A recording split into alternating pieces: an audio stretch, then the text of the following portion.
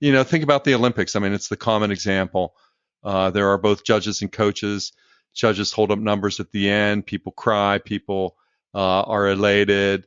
Coaches are consistent. And I think that's what we find about integrity and authenticity as well, that over time, leaders of integrity are happy people.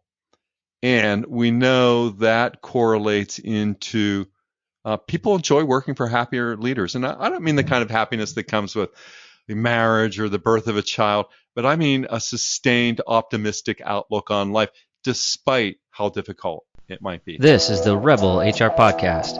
If you're a professional looking for innovative, thought-provoking information in the world of human resources, this is the right podcast for you.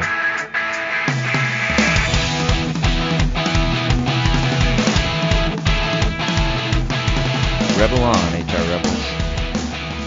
Rebel HR listeners, I'm extremely excited about our guest today. We're going to be talking with Mike Horne. Mike is a people and culture change maker. He helps smart people to develop and sustain authentic and rewarding relationships with colleagues and customers. He has a long and successful career in HR with a love-hate relationship to the profession, guiding businesses and teams at Gilead Sciences, Brocade Communications, Nortel Networks, Marriott International, and Willis Towers Watson. Welcome to the podcast. Oh, I'm delighted to be here, Kyle. Thank you. A lovely introduction, and I look forward to engaging with you, not so much on the topic of the love-hate relationship with human resources, but around the topics of authenticity and integrity, and any way that we can take this conversation and discussion to help your listeners on the topics which I think are most important in terms of building prosperous organizations, and that all starts with relationships. And HR people are key to so much of that. Absolutely. I'm really looking forward to the conversation today. And the other thing I didn't mention in the intro is Mike also has a book coming out called Integrity by Design, Working and Living Authentically. So I think a ton of good questions and discussion that we can have on that topic, especially being authentic within the role of HR. So true. All right, so let's get right into it. So you've had a wonderful career in human resources and some really impressive companies. So why don't you just kind of walk us through your HR origin story? How did you get into the role of HR? Human resources careers can go on forever, so I'm really thinking about the next 15 years, but it's so interesting to explore your question, Kyle, on the origin story. And for me, it was as a teenager in Pittsburgh, Pennsylvania, where somehow I was involved in the lettuce boycotts led by Cesar Chavez and the United Farm Workers Union. I don't know how that happened, but for me, what it set up was an interest in labor relations and in how people resolve conflict. So ultimately, it led to an undergraduate degree in labor relations. My first job out of undergraduate school was as a labor relations manager in what was then one of the few unionized large commercial banks in the United States. It was owned by the United Mine Workers Union, but managed as a commercial enterprise. And there was a union that represented employees there. But after a few years in labor relations, grievance handling, contract negotiations, I realized that there had to be a better way. And that better way, because I was interested. So going back to the origin story, thinking about La Huelga, the movement of farm workers that Chavez created, I've always been interested in the intersection of how we use our creative energies to come up with new and different approaches to working. So, given that I was early on in my career finding these employee relations and labor relations rituals just to be some form of acting out roles that each of us had in representing employees and representing employers, and almost scripted to an extent in terms of outcome and result, I went into the learning and development world, really in the organization development space. And today I'm on the board of directors for the Organization Development Review, and I've had a long-term association with the Organization Development Network.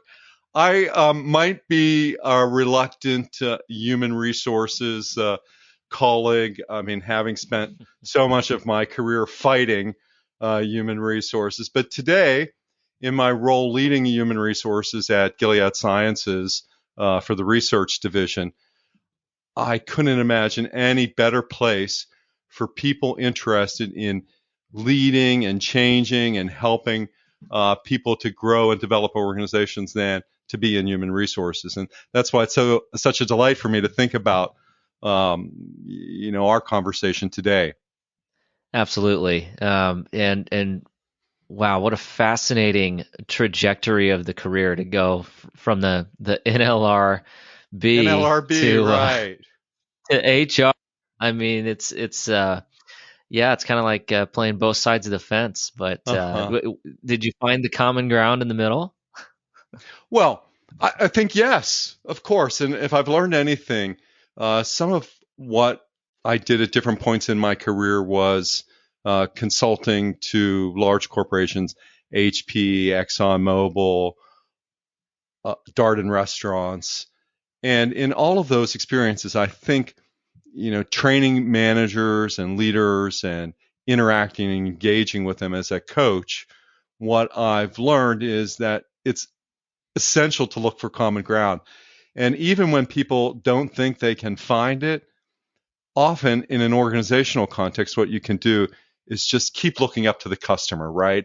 And, where's the connection to what engages every employee of an organization? So there's always a way to find common value, but usually it's by lifting up rather than focusing down on tasks. I don't know, what's your experience in that regard as well, right? Absolutely. Missions and values lift people. Yeah, absolutely. One of my favorite roles in HR was being an HR generalist at a manufacturing facility, and we didn't call it labor relations, we called it employee relations, but it was the same job. It was just trying to find ways to help individuals connect themselves to connect their personal mission to the company's mission, and try to find that common ground and that connection to how they could be set up for success in their mind, and how they could help the company. And you don't always find common ground, but at some point you do find some sort of a resolution, and hopefully it's good for both parties. But well, there's so much everyone can learn from a manufacturing environment. Oh, yeah. I supported the executive vice president of global technical operations, essentially manufacturing, for Roche Pharmaceuticals, about a 13,000 person organization inside the much larger Roche organization of 100,000 plus people. But 23 sites at that time, a global manufacturing network. And as a change agent in that organization, I loved working in manufacturing environments because there's always some sense of hair on fire in manufacturing. There's a crisis that needs to be attended to. And it's what I have found about manufacturing leaders is their focus, their disciplined approach to quality and to improvement, to agile, as early adopters. It's just great to work in those kinds of environments. They do differ from other environments. If you've ever had a, time supporting the CFO organization or something else, it's just different qualities. I learned as much from the CFO of Marriott when I supported the CFO of Marriott. What I learned from him, I was facilitating at that time. At that time, when I was developing a career to eventually support the chief operating officer at Marriott International, I was facilitating a lot of meetings. Marriott was doubling in size at the time, going from 1,000 to 2,000 units. I was facilitating a lot of executive meetings, given that I had, a background now in organizational consulting and some global experience that I gained at Willis Towers Watson as a consultant. And what I learned from the CFO was, I think, one of my most valuable business lessons. I was facilitating away, and they were talking about this number and that number and the financial reporting and analysis that they were doing. And I was somewhere distant, not paying attention. And he said to me at that time, he said, aren't you interested in our business? And it was a good wake-up call for me, and it made me a better HR person in the long run, right? Because what I was doing was sort of valuing the process, the how, the relationship, maybe at the expense of really looking at the goal-directed behavior that the team and others were engaged in for the enterprise. Yeah, what a wonderful wonderful lesson and a powerful lesson. I think my opinion is any good HR person understands or has learned at one point throughout their career that they have to also understand the business. How did that happen for you, or how is that happening for you? Yeah, well, it continues to happen for me, and I'm certainly, I think I'm wired similar to you, where I like to focus on relationships and attitudes, and I tend to focus on culture versus details, and yeah, there's been a number of times. I mean, it's like hard to pick one, but a number of times where I've been more focused on the interactions as opposed to the tasks at hand. Probably the more recent one that comes to mind. I'll go back to the time in manufacturing. Just I'm with you. I love manufacturing. It was the interaction with the woodworker who was hand sanding the face of a cabinet at this factory that I was running, and I'm trying to work through a problem with them, and and try to understand the concern, and I was just kind of like and I could in my head I was thinking, he's really mad. How do I get him less mad? And he kind of looks me in the eye and he's like, you don't even know what I'm talking about. You don't know what my job is. You don't care, and then he got mad at me. And then I was like, oh yeah, I wasn't paying attention. He didn't, and he called me on it. And no, he's right. I really don't know what his true pain point is, because I don't understand where he's coming from. And so, and I think those interactions are real and they happen all the time. And if you're a good HR professional, you listen to them. Well, and isn't that one of the key aspects of integrity and authenticity? That, I mean, what you relate to me in your story is part of what I relate, that if you want to be a source of inspiration for people, I mean, what you say and think matters, and in that case, I mean, maybe it's pretty obvious you weren't, we get so distracted, right? I mean, sometimes we so anxious to make the next point that, we forget the moment. Yeah, I'm bad at that. I'll be honest. I'll be authentic with that. It's I love that line in Pulp Fiction where they ask, I can't remember, I think it was John Travolta maybe was getting asked the question, do you listen or do you wait to speak? Right. And I tend to wait to speak more often than I'd like to admit sometimes, and my wife reminds me that all the time too. Yeah, that's not a bad thing. Everybody can fashion participation in a way that expresses their intent, I believe. The challenge is that when we don't hear you until the end of the meeting, we often don't. We miss you, and that's the job, I think, in part of an authentic manager, right? You're trying to build relationships, regardless of whether you're a human resources manager or manager of some engineering group. It is about building relationships. And I think the way that we do that is by being truthful and honest. And that all relates to integrity, right? Having a sense of wholeness, a sense of completeness, a sense of identity, acting from some sort of ethical and moral compass. And people Absolutely. in HR have such a great opportunity to shape that. We do, but I'm curious on your perspective here. I think sometimes being authentic in HR is hard because sometimes the truth is painful for people or challenging to share. So and I'm thinking specifically if you're dealing with a problem performer or you're dealing with a conflict between two individuals, and trying to de-escalate the situation. So Well, we have to make sure it's not a systems issue first, right? Because if the company has a performance management system in place that, where employees are doing a self-evaluation, they're saying I'm average or I'm excellent or I'm superior, and we have a manager on the other end doing the same thing, there can't be any room for, conversations that matter or that advance things. And then we end up in these HR environments where, because some fear of risk, engages us in these protracted processes with people. But it's usually not the people. It's about a bad system that doesn't allow for us to work with each other as adults, and we stay confounded in a parent-child approach to confronting issues at work. Yeah, I mean, having worked in organizations without performance appraisal systems and those with them. Yeah, so I want to dig into that a little bit more. You're talking about systems and performance evaluation. So are you in the camp of get rid of performance evals? Sure. Yesterday. Really? Okay, help me understand what's your perspective on performance evaluations? We'll be back after a quick break. And so used to having everything in front of them right away that we forget that innovation just takes time. I myself, I get frustrated too. Why? And this is being one of my best friends is, hey, I talk to you all the time. Hey, man, I'm frustrated in the fact that I can't seem to just get there in the next day. But that's just not how these things work, right? Innovation needs to be planned out. It needs to be very methodical. And then when it finally hits, that's when it seems like to everyone else that it sort of just came out of nowhere. But to you, the amount of dedication that it took over that time.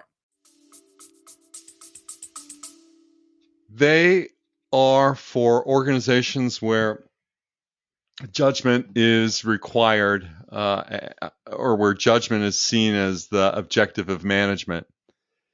And it's difficult to create an environment for coaching behaviors, even though I don't think managers are always in the role of coach. But it's difficult to help them grow into being more coaches with a judging system in place. Think about the Olympics. I mean, it's the common example. There are both judges and coaches. Judges hold up numbers at the end. People cry. People are elated. Coaches are consistent. And I think that's what we find about integrity and authenticity as well, that over time, leaders of integrity are happy people, and we know that correlates into people enjoy working for happier leaders. And I don't mean the kind of happiness that comes with marriage or the birth of a child, but I mean a sustained optimistic outlook on life, despite how difficult it might be. Interesting. So I'm just curious on the judging comment, because I feel like it's really easy to fall into that mode as HR of judging something as good or bad, or somebody as a problem performer or high potential. So how do you work through that paradigm of assigning judgment and make sure that you are being authentic and objective in an HR role? Right. I think it's done through compensation. I think it's done through the reward systems. So you need managers who are better skilled at offering intrinsic motivation, who understand the motivation devices and tools that are available to them, and to focus differentiation in compensation and rewards. What about the managers that don't want to make anybody mad, or want to quote treat everybody the same? How do you how do you work through those types of situations, or coach a manager who might be struggling with that process or that thought process? I recently had that experience in reviewing salary increases, and one manager I'm familiar with gave everybody the same salary increase. My response back to the manager is, what do you think, we're running McDonald's here? I mean, if you don't want to differentiate talent, I mean, my goodness. I mean, then what's the culture that you're building for innovation? And, right. I'm a believer. Yeah, I mean, so everybody's the same.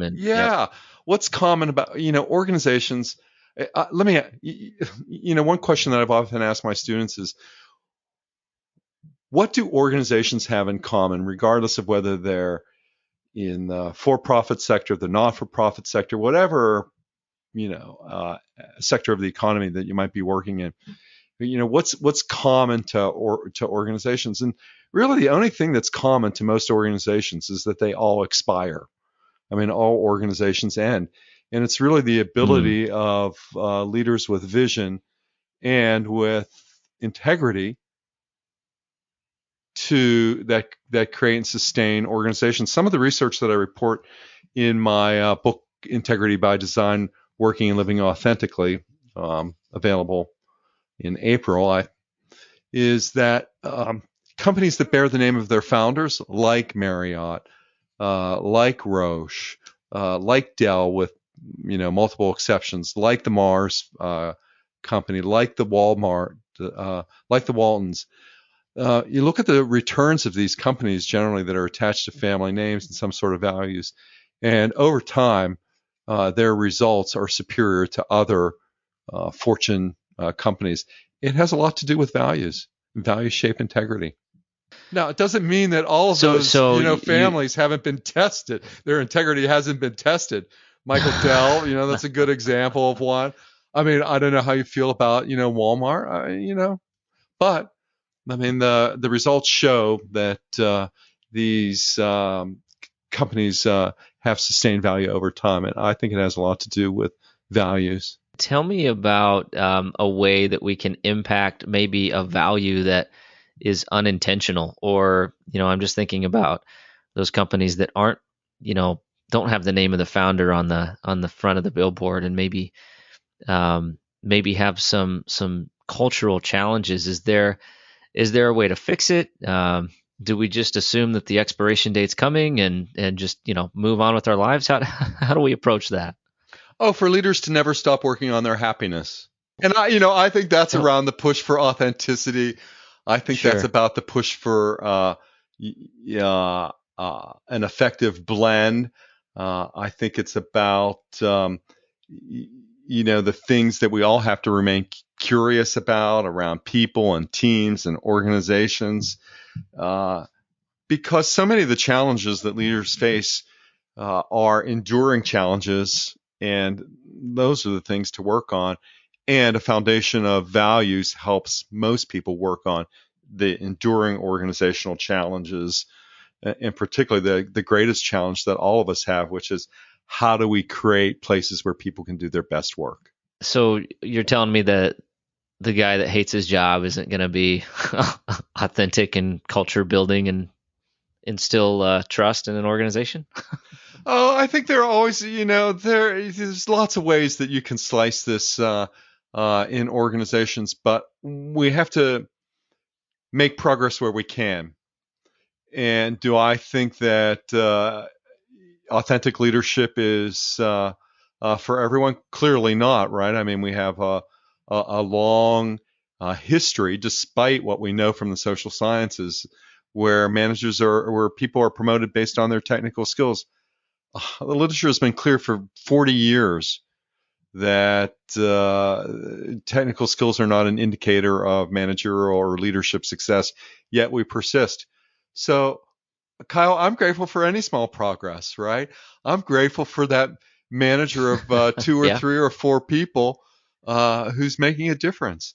And in making a difference helps those people in turn, feel the value of their contribution. Absolutely.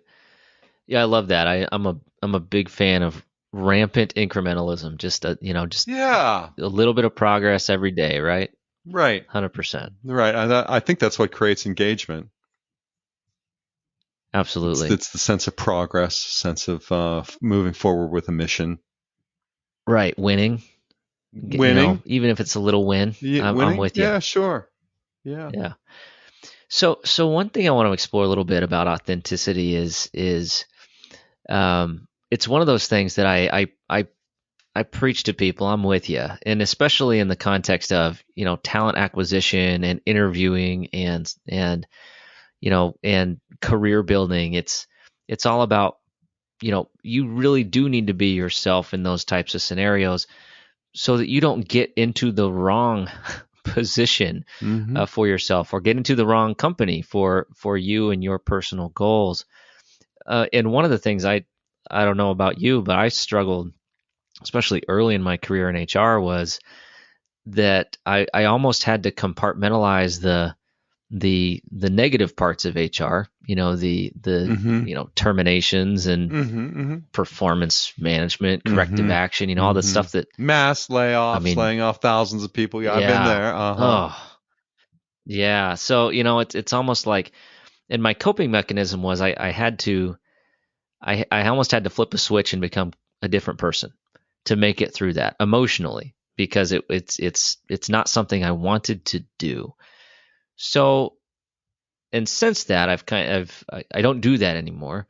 Um, but what advice would you give to an HR professional that's maybe struggling with that? And I think 2020 is one of those years that also stretched a number of us to try to stay calm, cool, and collected, and maybe we're absolutely freaking out on the inside. So as you're dealing through those kinds of challenging situations, what advice would you give us to continue to work, live, think, and present ourselves authentically, and continue to have that integrity?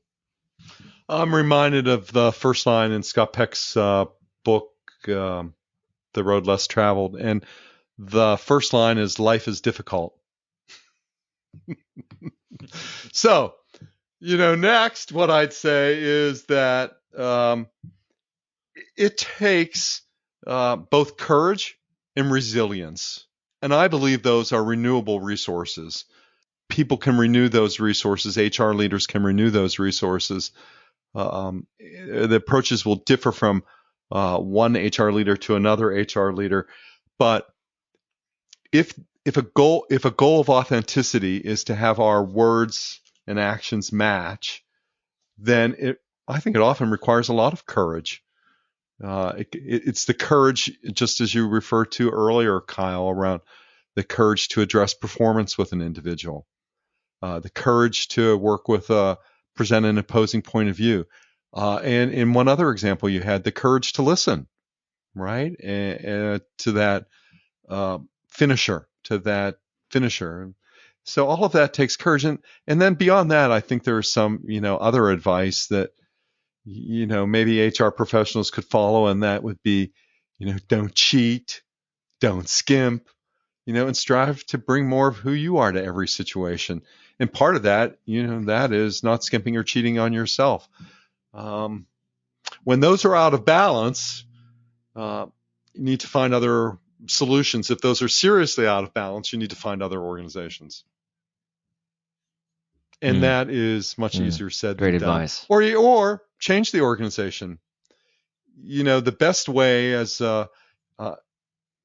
Kurt Lewin, the sort of the founder of organization development, described, is the best way to understand a system is to change it. So that, for me, going back to the origin stories that you asked earlier, has certainly benefited my human resources career, is to think that if I really want to gain some understanding, let me see what happens when we try to change. What was interesting is, and I learned this the hard way through some very very pointed feedback, that when I wasn't being authentic, when I was flipping that switch, I turned into a jerk. Right? Yeah, right. I wasn't being myself. I wasn't being a good manager at that point. So yeah, I would agree. It took experience, and it took confidence in what I was doing, and confidence that I was treating people with as much respect as I possibly could through a tough situation, in order to be authentic to those types of situations. But it was really hard. So I think, Kyle. Because, given the opportunity, most people, and I think most people in human resources, people like you, everybody wants to progress through meaningful work, because, adherence to integrity means doing the difficult work that often requires some decisiveness, some deliberate action. And integrity increases when we act authentically, right? Your integrity just increases. because you commit to the goodness of the character that you displayed. I mean, I love what you said about being able to take a break, from it, because that does go to character. It goes to our noble intentions. And, when we're challenged, I mean, we ought to be able to deliver on integrity through the kinds of discussions and dialogues that we have with people. Because, we're working on relationships and authentic leadership, and we build goodwill and loyalty as integrity, because integrity increases intimacy and it increases achievement as well. Right. Yeah, I 100%. think so. Yeah. And I mean, not to get too happy, but I'm that's right sort there of the with you. stuff I'm thinking about, right? Yeah. That's good. That's good. Yeah, it's good. I think that it's just really, it's easy to forget that the first word in HR is human. Right. Yeah. There you go. But I or do even think, in the newer, expression around people and culture. People, the right, first thing, right? Yeah. right, absolutely. Yeah. So I want to talk a little bit about culture. And I think it's one of those terms that it's so thrown around. It's a kind of a buzzword, culture change and driving culture, and but I think it's one of those areas that it can have a huge impact. So as you define culture and as you define an authentic culture, what kind of things do you see in a successful and authentic culture that's running on all cylinders? Yes. Wonderful question. So let's get to a couple of those points. So by culture, culture is described as how things get done in organizations. It's as simple as that. It's often very difficult, despite the simplicity of that statement. I mean, culture is how things get done in an organization. A lot of the times when we're inside an organization, it's difficult to describe it. It would be sort of like asking me for you to describe what it's like to be an American. You'll have your perspective, but that's a perspective among many in a country like the United States. So it's often helpful to be guided by some external framework or some external agent to describe culture. So culture, but that's it. Culture is simply the way, and you might refine that in terms of how decisions get made in the organization. That's often a good way to get some insight into culture. You could do it through from to exercises. Lots of ways to do that. Okay, let's talk about what an authentic culture. So we've got culture, way we get things done. Authentic. It is about building connectedness between people, about openness, honesty, transparency, communication, stewarding organizational resources, and about having some fun. I think that's driven out of humanistic values, about a belief that you're not, Kyle, you're not an element of my production, but rather you're a unique human being with your own wants and needs. And my role as a manager is to connect with you, to be honest to myself and transparent with you so that I can encourage teamwork. And within that team, we can do great things. And the literature will bear that out, that in these authentic teams, it produces a superior performance. You might say the same for engagement. However you want to slice that pie, which I think gets to your third point, and to think about culture.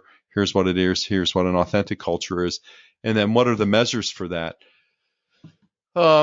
I think the most important measures are what leaders and employees express in their reports. You can do all kinds of quantification. I'm not a stranger to quantification. I led the first people analytics practice in one of the biggest pharmaceutical companies in the U.S. at Genentech. So there are lots of measures and methods, but I think the most important measure is in listening carefully to what others say about the organization. Certainly, you could look at it in terms of its accomplishment to goals. It's a combination of both task and process. Yeah, I just think that it's interesting to try to answer that question I know I get that question all the time. How would you describe your company culture? And um, it's just it's not necessarily always easy to answer, and it's so dependent upon well, which department are you talking about, or which location. I mean, there's 26 distinct different cultures. I almost view it, it's individual, almost like all of us, right? I mean, a team's culture might be different than a company culture, right? And maybe the superior way to think about it now is in terms of communities, right? And the communities that we form at work. I mean, you can be a member of multiple communities, but it is the small groups. It's, groups of 3 and 4 people who make a difference, and they form communities in organizations. Most organizations are beyond superheroism. It takes, most change efforts happen because of the interaction of at least 2 people. The pair is a powerful agent in an organization. I've never liked that term, really, HR business partner. And I think it's just so loaded with so many things. But I think when you have an effective partnership, you get a lot of praise from your client. Yeah, and I don't know about you, but I've had the experience of being viewed as the adversary and being viewed as the partner, and adversarial is not an approach I recommend. Some HR business partners like that. In some European HR communities, it's often defined as being a sparring partner for your client. That's often a descriptor that you might see in some HR jobs, particularly in Europe, around the sparring quality part. I don't really understand that. To the extent that it represents, be candid, know how to speak truth to power, of course. Yeah, exactly. Yeah, I think there's a difference between being everybody's friend and being complacent, and versus being an adversary. It's you've got to be authentic and hold integrity when people aren't doing the right thing, and speak truth to power when it needs to be spoken. I think it's an interesting balance. But that's kind of what I like about it. It's not black and white. I'm not a black and white guy. I don't know about you, but the CFO talking about numbers to you, my eyes would probably be crossed. Yeah. Digging through all that stuff. I like the gray. There's a lot of truth to that. And when we think about integrity, some things are very dichotomous. They are very black and white, right? You want financial integrity in your business. And I write about that, and I talk about that, and I talk about, how integrity gets tested differently in people relationships and people and culture experiences. But we have to see integrity, as that there are litmus tests in some cases. Yeah, and it's never when you expect it. Right. Right. That could be. Yeah. I think you're right. There's some truth to that. Well, that's change, right? Because change is from an external force. Again, thinking about Bill Bridges and other people who have been influential, at least to me, in human resources. It's, what do we do with the transition? That's what's internal. That's what we have the capacity to grow and to change and develop, is how we handle transitions. Absolutely. Well, we are rounding out our time together here, so I want to make sure we get into the Rebel HR Flash Round. Okay. All right. So brace yourself. Here we go. I'm braced. Okay. All right. Hard-hitting questions. Question number 1. What are you reading right now? Okay. I do all of my reading in chunks. So because I'm a writer and I'm a blogger, I hope people follow me on LinkedIn. I tend to do my reading in big chunks of time. So in the last big chunk of time, I took like about a month to read. Here's what I read. I read Bob Iger's The Ride of a Lifetime. It's a great story about him at Disney. I read Educated, Tara Westover. I read the Ta-Nehisi Coates book, Between the World and Me. I love The Dutch House by Ann Patchett. Hillbilly Elegy I thought was okay. Woody Allen's book, if you're a fan of his autobiography, Apropos of Nothing. Woody Allen's had a complex life. The Glass Hotel. The book that took the longest was Grant, but it's a great book. It's a story of President Ulysses Grant. The Association of Small Bombs. I reread Nora Ephron's Heartburn, Where the Crawdads Sing. The Collected Stories of Catherine Ann Porter, The Lost Man, My Vanishing Country by Bakari Sellers, and my favorite, The Friend. It was a novel by Sigrid Nunez, and it's about, in part, her experiences living with a Great Dane in a tiny Manhattan apartment. So that's my reading. I do. Oh wow! I Can do you it imagine in that? big blocks. Clearly, yeah. Congratulations! You just won the award for most books read in the shortest period of time on this podcast. So yeah. You know, I rediscovered my love for reading during COVID-19 pandemic. I used to love reading, and then I didn't read for like 10 years unless it was on a website or a cell phone. And then I started, grabbing a book and reading again. And now I'm starting to check some things off my list. So I'm going to have to play this back and write down the things that you just said, because I couldn't get them all down. All good stuff. I tell you, and I did not read Grant, but I did read the Hamilton biography. Obligatory reading after watching the Disney Plus of course show. And I finished it, but it was hard. Grant's about 3 times longer. I don't know. I might not pick that one up. I'm sorry, Mike. I don't know. That. Read it in chunks. Maybe you can read it over a couple of years. Why not? Okay. Sure. I'm with you. All right. Next question. Who should we be listening to? Okay, easy for me. I think Amanda Goring, the Youth Nobel Poet Laureate. I think she's amazing. I think you should also be listening to music that you love. That's not very specific. You should listen to my podcast, Authentic Change Podcast, when you get a chance. And those are the 3 things I think about. All right. Last question, the most hard-hitting of them all. How can our listeners connect with you? Oh, the easiest way to connect with me is through LinkedIn. And my public profile on LinkedIn is Mike Horne, the number 1. So Mike Horne 1. People can also reach me through my website, which is mike-horne.com. And those are the 2 ways that are the easiest to find me. But LinkedIn is preferred way. I'm there every day. I love people to follow me on my LinkedIn as well. Be great. All right, sounds good. And we'll have all that information in the show notes as well, so that you can get connected with Mike and continue to learn more. Looking forward to the book coming out here. Sounds like coming out in April. That's it. Integrity by Design, Living and Working Authentically. Mike Horne, thanks so much for joining us. Thank you so much, Kyle. Have a great day. You as well.